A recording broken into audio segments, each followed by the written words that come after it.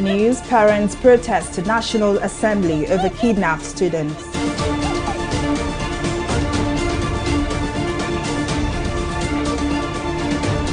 President Buhari urged security meeting with service chiefs.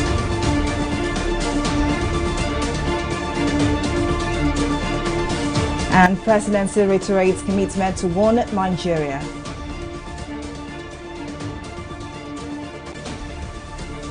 Glad to have you here on News Now. I am Folashade Obrinde. Dozens of protesters under the aegis of Parents Union of Kidnapped Afoka 39 on Wednesday thronged to the National Assembly complex in Abuja. The protesting parents, family members and friends, human rights activists are demanding the immediate release of their children and wards from the custody of bandits. TV360 News Now tells us more in this report.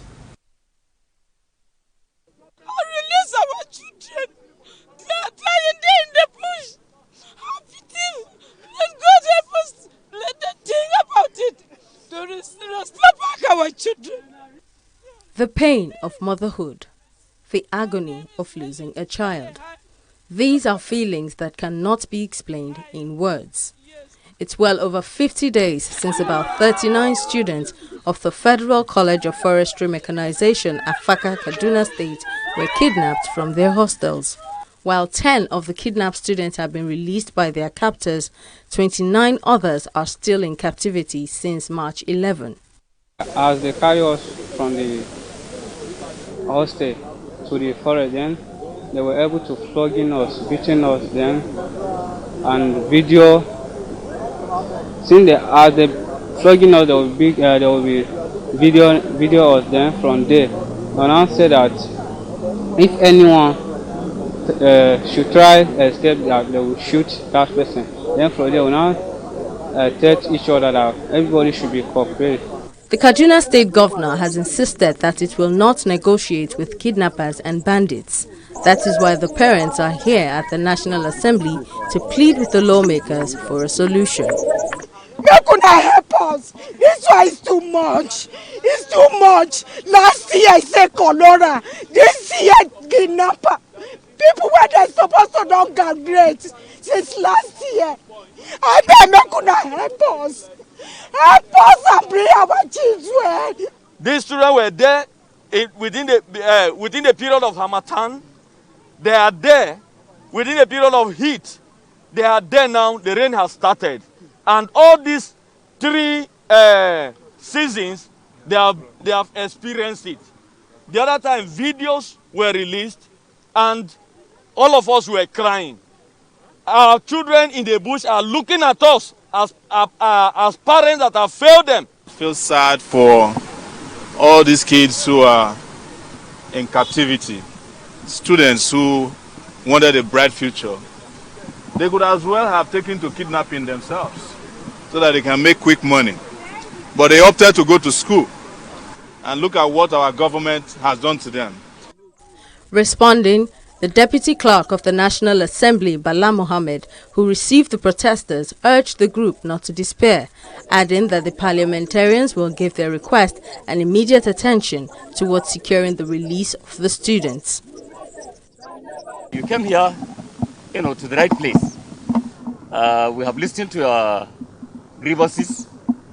I assure you that we empathize with you. All of us have children, and therefore we feel your pain. And I believe that all Nigerians of good morals must, feel the pain of our children in captivity.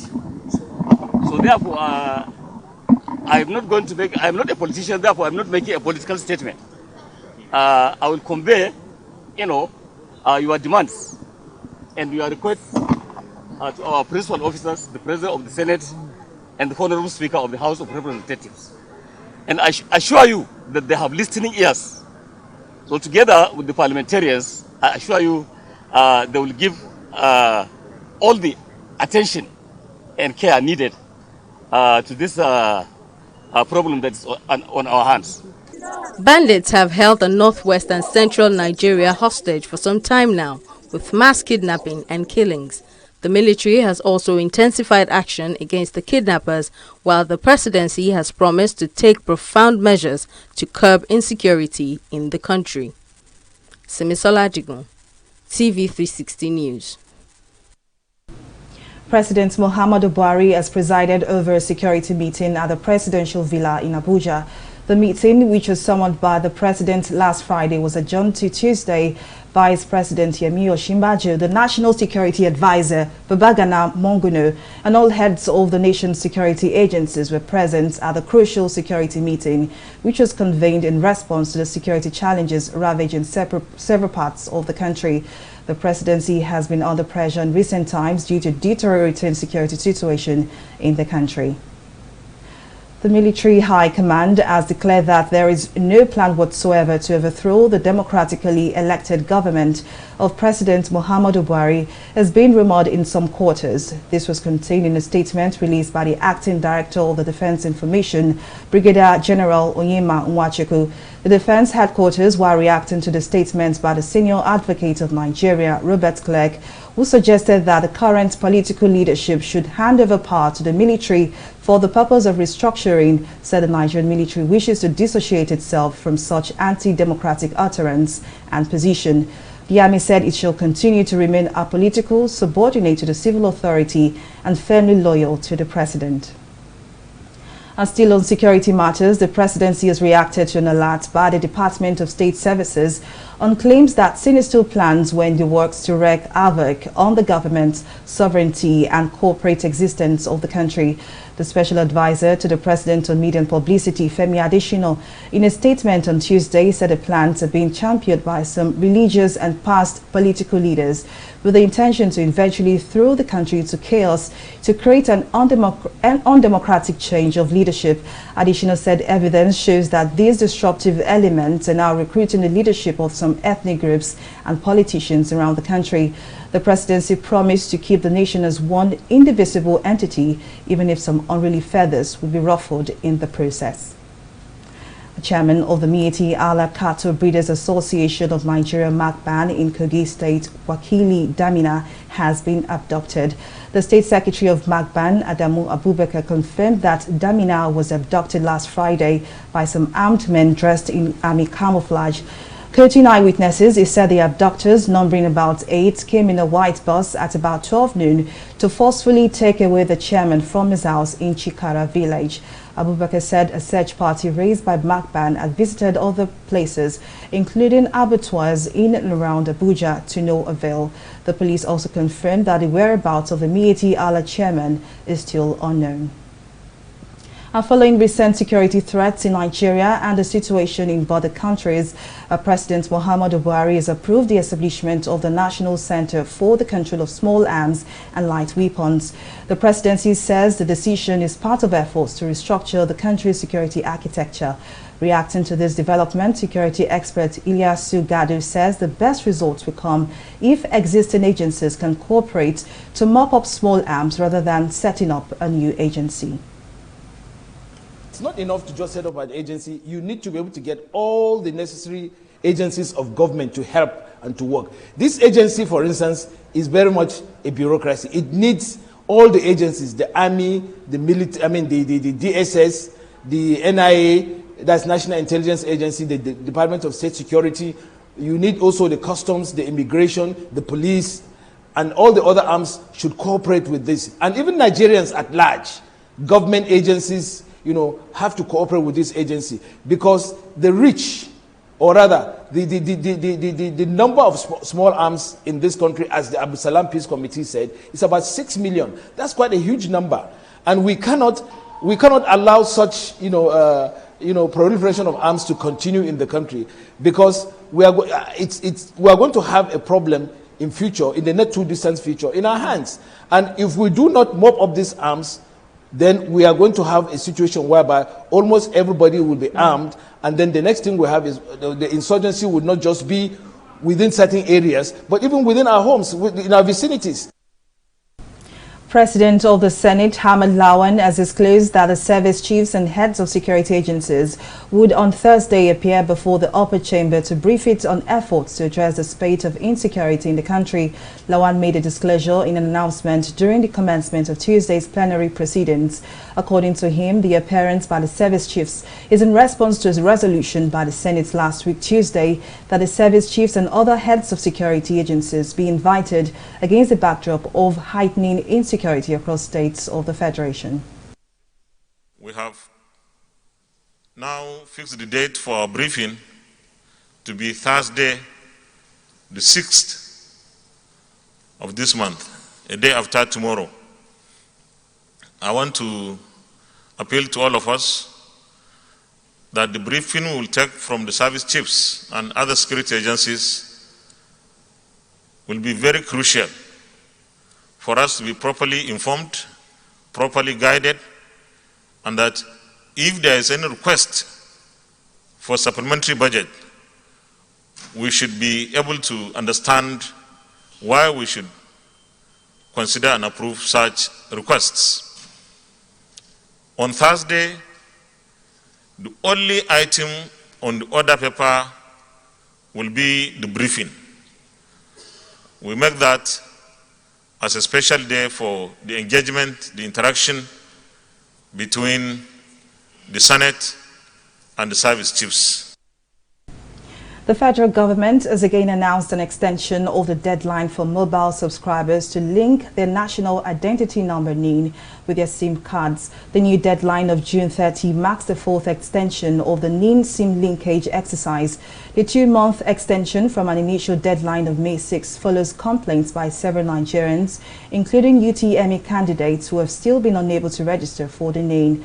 According to a statement by NIMSI, the registration will go on for the next 8 weeks to give Nigerians more time to complete their NIN registrations and the linkage exercise. We'll take a break here, but still to come, Lekki Port receives first installment of $629 million Chinese loan. All this and more after the break.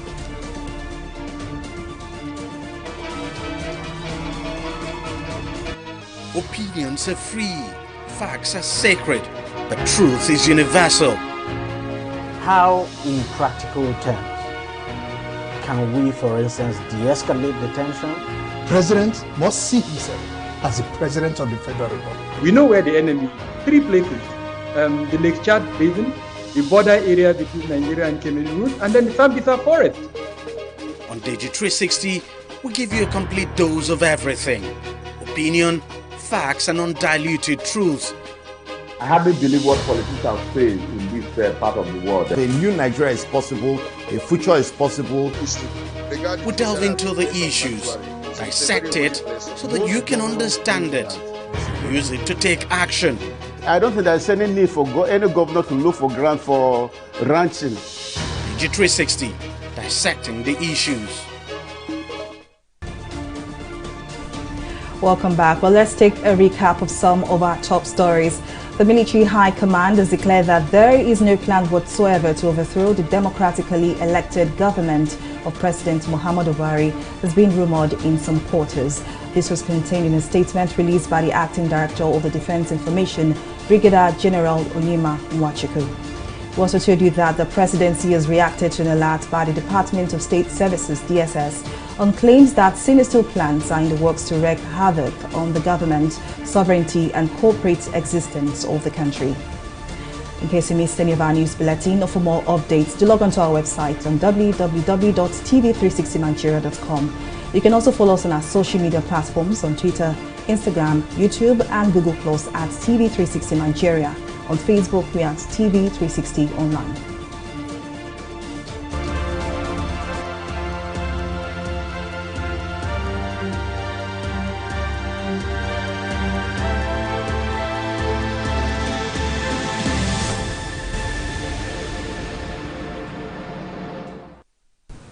And now to COVID-19 updates and stories. Nigeria on Monday recorded 18 new COVID-19 cases An update from the Nigeria Center for Disease Control (NCDC) on Monday night shows that the new figure raised the total number of infections in the country to 165,199.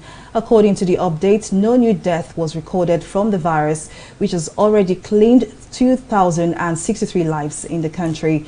The number of deaths recorded from the virus so far has declined, with only 2 deaths recorded in the last 20 days.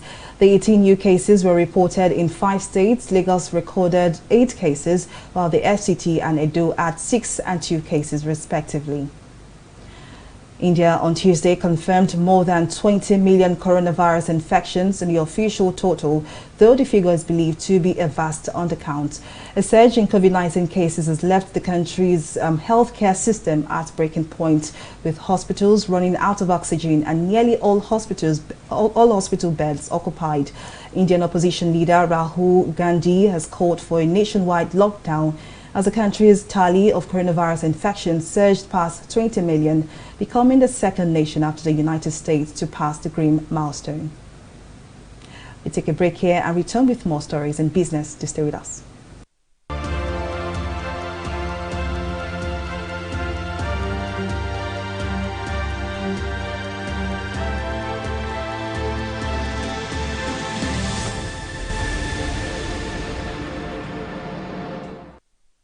In the last 3 years, we have built a multi-purpose center, which is the envy of all in our constituency.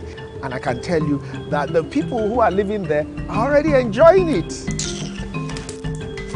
Guy, do you think what this man just said is true?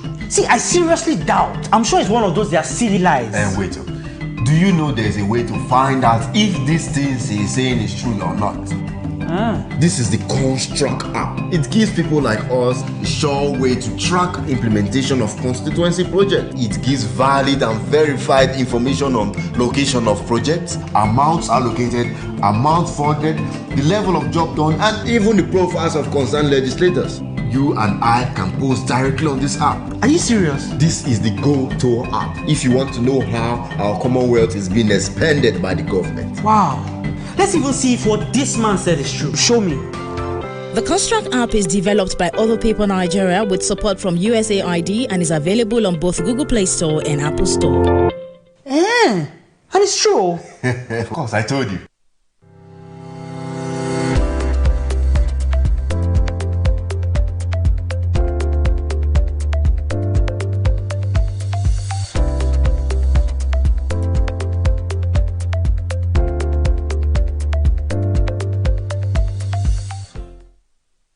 Well, up next is business news and stock market review with Mary Kanu. Mary, over to you.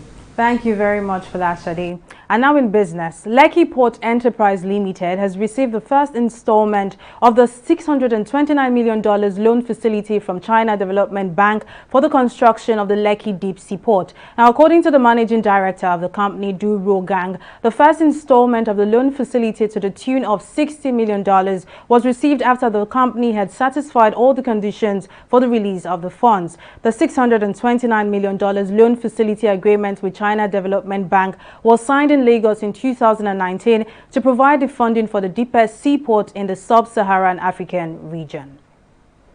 The Director General of the World Trade Organization, Ngozi Okonjo-Iweala, has announced the appointment of 4 new Deputy Director Generals for the International Trade Organization. 2 out of the 4 chosen are women, a first for the global trade watchdog. The 4 newly appointed Deputy Director General are Angela Ellard of the United States, Annabelle Gonzalez of Costa Rica, Jean-Marie Pougam of France, and Xiang Shenzhang of China. Now, this is coming barely 2 months after the resumption of Ngozi Okonjo-Iweala as the Director General of the WTO.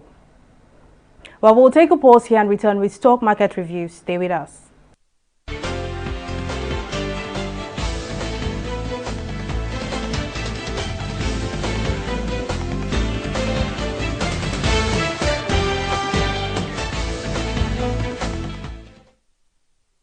In its first trading session of the week, the bears have a grip on the stock market. The all-share index ended on the negative note, dipping by 0.08% as market capitalization closed at 20.830 trillion naira. The financial services sector had the most losses as Linkage, Assurance and Sterling Bank recorded 20 kobo losses. Now, negatively impacted by today's losses, a total volume of 426 million shares valued at over 4 billion naira were traded in 5,616 deals. Now, conversely, international breweries and Naimet had the most gains as it recorded a combined 1 naira 7 kobo gain. Now, on the foreign scene, a global tech stock has dropped in the foreign market as FTSE, the Dow Jones and the Nikkei are currently trading in the reds. They are witnessing a decline right now in the market as a result of the tech stocks dropping. Now, FTSE is trading at 0.67%, while Dow Jones 0.40%. Nikkei is currently trading at 0.83%. Well, that's all on stock market review. Back to Folashade for the rest of the news. Thank you very much, Mary, for bringing us up to speed on the latest in the world of business and the stock market. Moving on now to the foreign scene, the European Union says it has cancelled plans to send its observation mission for Ethiopia's June election, citing lack of agreement on key parameters. The High Representative, Joseph Borrell, said standard requirements like the mission's independence and importation of communication systems for their security had been denied. The UE therefore urged the Ethiopian government to carry out free and fair elections. Ethiopia is set to hold elections on June 5. The polls were delayed because of the coronavirus pandemic. Well, up next is Entertainment Report.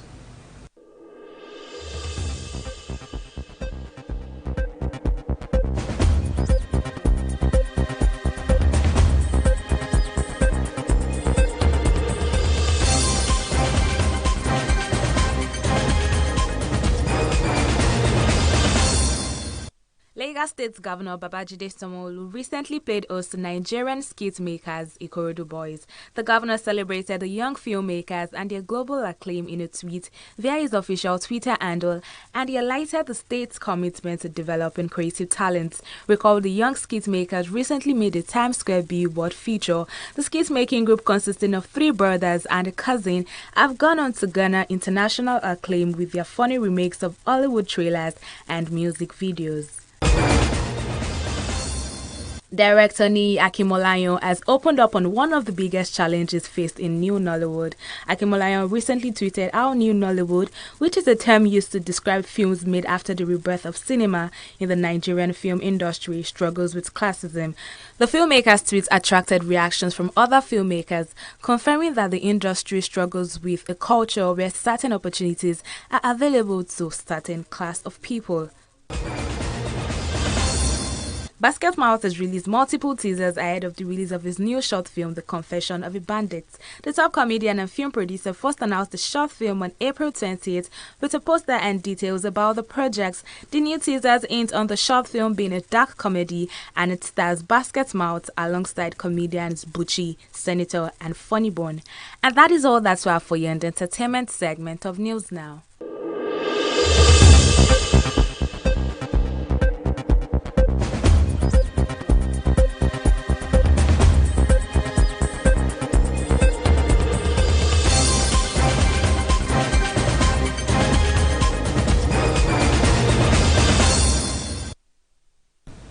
Away from entertainment and out to sports, Jose Mourinho is set to take over as manager of Roma next season, the Serie A club announced. The Portuguese was sacked by Tottenham last month and is returning to Italy, where he had a successful spell with Inter Milan.